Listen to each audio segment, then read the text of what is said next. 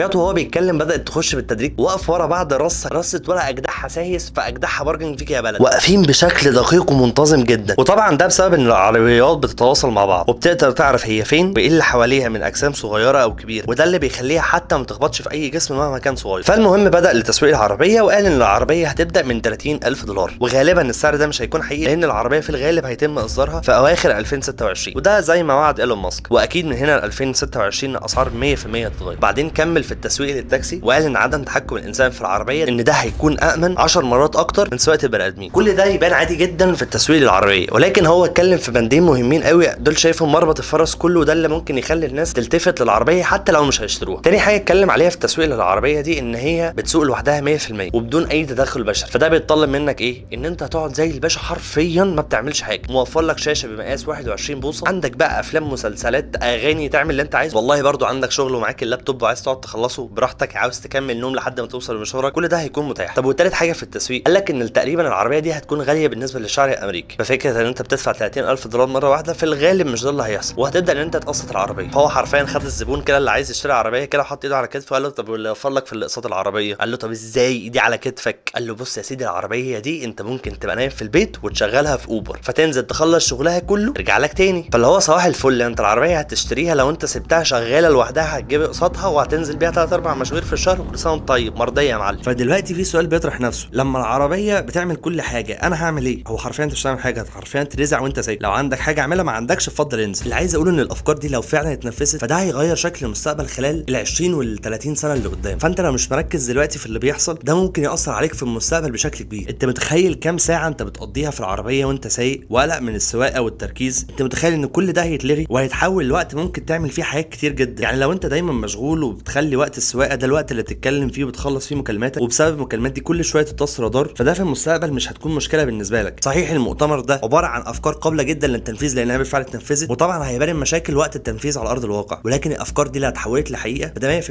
بياخدنا المستقبل اللي ايدي العليا فيها هتكون فعلا للذكاء الاصطناعي.